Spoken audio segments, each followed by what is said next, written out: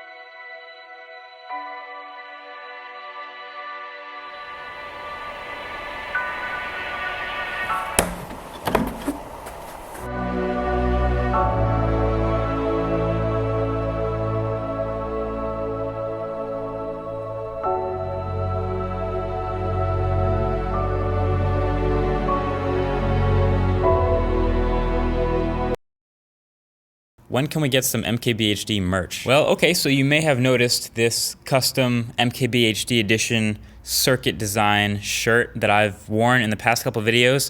This you can now get on sale right now. It is a limited edition for 2 weeks, so if you want to get it, you should hop on that. The link is of course below. It's soft, it's comfortable, wears well. There's actually a couple different colors available, and it ships internationally. A lot of people forget I actually have done 2 shirts on Teespring in the past, and I think the goal with these is to make something that you can wear and people don't ask like, what is that? You know, you can wear it anywhere, and it's just kind of a cool design that happens to have the logo incorporated somewhere. And I think we pulled that off. So yeah, this design with the white circuits now available in a couple different dark colored shirts. And this design actually has its roots in something else you'll see very soon, but until then, it's available right now. Let me know what you think. How do you feel after winning Love Day? So that was really fun. So for those of you who don't know, that 90-second video I did with the Tesla and the sort of an ad, the contest entry that we made, that ended up winning, and that was really cool. It got shown on stage at the event. All the employees got to watch it live. I saw their reaction because I was there too. It was just really cool. I think with shooting that video, a lot was learned. Like obviously you can make a gadget review of a phone or something like that with one person because it's just me and my camera. But with a car video, it's physically impossible to make that with one person. So it ended up being a 4-person team of us. You know, one person's driving another car in front, one person's hanging out the back with the camera on a gimbal. There was a lot going on, and that's the first time we actually did those sort of moving car shots at different angles. It took us 2 days of shooting, and then the rest of it was just editing and condensing it to 90 seconds, which is, yes, why the weather changed between different scenes in the video, and yes, that's also why many of you noticed the colors of the bags in the front trunk also changed. It's because they're not the same bags. But I would definitely say the amount we learned, both in the editing, trying to cut something down into really short, and in the shooting, trying to shoot car videos, you know, getting roads and getting all the different angles and stuff, will definitely be helpful as a foray into future car videos, because there's more car tech out there, and we'll be covering more of that. The other videos that won 2nd and 3rd place were extremely well produced. I thought the 2nd place one, the Spaceships for Earth one, could literally be a TV ad. It was really well done. I'll link those below also if you want to watch them, because they're really good. Also, fun fact, this is the first time Elon Musk ever tweeted at me, ever mentioned my handle. He had to go out of his way to find it because I wasn't in the conversation.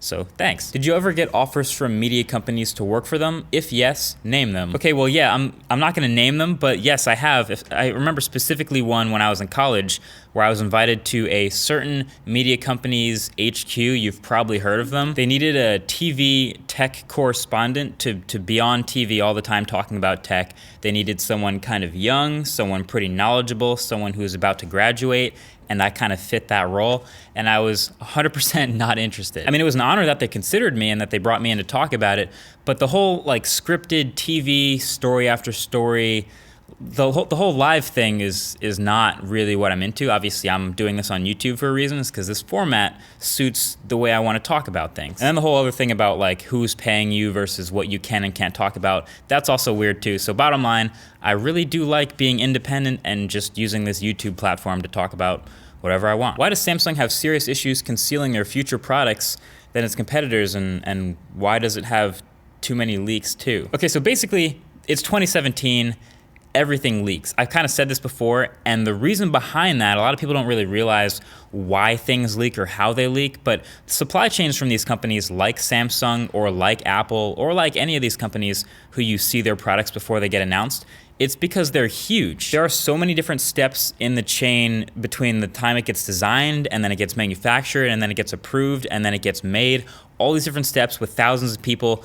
If just one of them releases or leaks something a little bit, it can be really hard to track and really hard to punish and also really hard to stop. There's all these really interesting articles and posts about how like people will try to pay Foxconn factory workers who are working on iPhones massive amounts of money for that information because they don't make that much money. It can be super tempting if you work in that factory and someone offers you a year's wage to show them what the front panel of the iPhone looks like, and then you get fired, but so what? You have a year's wage now. So yeah, bottom line, these companies are really big, and they try to make sure people don't get the information about their phone, and it's all secretive, and obviously you're not allowed to talk about it, but stuff seems to slip through the cracks every now and then, and since it's 2017, it just gets amplified. Second, what's on video? When? Okay, so the first what's on video, for those of you who are new, was the studio tour of Casey Neistat. We shot that in the city. That was a really fun episode number 1. My intention for the series is for it to be roughly 3 or 4 times a year, which means if it's a really, really big, well thought out production, it's once every 3 or 4 months.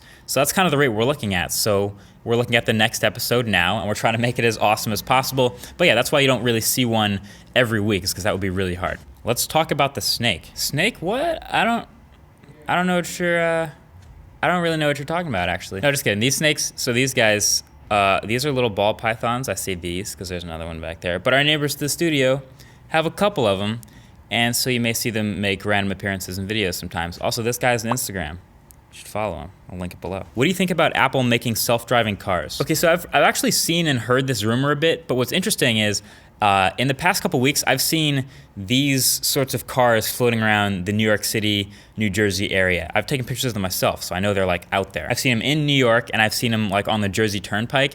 And it says Apple Maps on the side of the car, like I get that, but it's very clearly not just Apple Maps. There are way too many sensors on the back and on the top and all this measurement tools. It just kind of seems to me like a self-driving car project if I'm looking at it from afar and it doesn't say maps on it, but they might just kind of be disguising it as maps. But the real question here is Apple actually gonna make a car? I don't think they have to make a car to make a self-driving car project. If you look at what Tesla's doing, a lot of that, actually half of that, is the software behind making a car drive itself. Tesla's half a car company and half a software company, between like making all the cameras talk to each other and all the radar and all the sonar, making all those sensors make the car self-aware enough to drive itself and avoid obstacles. Apple, they're also a software company. So I feel like they'll do a ton of research and a ton of measurement and whatever else they're doing with those cars undercover to try to make their best possible self-driving car software. Safety is number 1, convenience also very important. But yeah, Apple could make a self-driving car project and never actually make a car. As a fellow Model S owner, I'm curious about the features you'd like to see in future software/hardware updates. Well, contrary to popular belief, the software on the Tesla is not perfect. In fact, one of the most popular things or most common things I've wanted to see is Spotify in the music player. It's been like a long time coming, still isn't there. Do you think the Pixel 2 without a 3.5mm jack is the right way to go after the Pixel teased Apple during its debut? Okay, so that is going to be a pretty funny thing in the next like year or so, when all those phones that came out last year with a headphone jack that teased Apple because, oh, we still have a headphone jack and you don't, when all those come out in this next year and don't have a headphone jack, I mean, it's not like Apple's gonna tease back, it's more of an I told you so. But yeah, I'm definitely not looking forward to that. The way it looks right now, Pixel 2 probably won't have a headphone jack. That's just the way it is. Have you noticed in your videos that you move your eyes on the camera monitor sometimes? Well, yes, actually I have. I'm actually impressed that you have too. A lot of times, so the camera monitor's right above the camera, obviously. Sometimes I'm just like checking framing or making sure I'm still in the middle. I try not to look away, I'm trying to look here. Or maybe I'll hold something up and I wanna make sure it doesn't reflect too much, so I'm looking just to make sure it doesn't, like that could happen. But I don't think it's too bad, is it? I try to look at the camera mostly. All right, we're good. All right, well, that's how I'm gonna end this one. Chowder and I are gonna go edit this video. He actually edits like everything now, which is pretty awesome. So talk to you guys in the next one. Peace.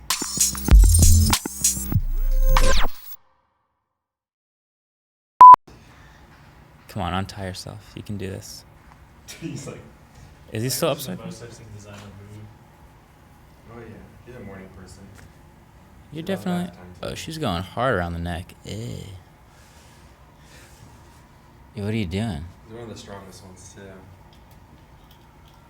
There you Here go. he comes around. But that is That's a good definitely shot. You look like you're wearing a tight. scarf. Now she's tightening my neck. That's weird. Give me that. I'm not a tree.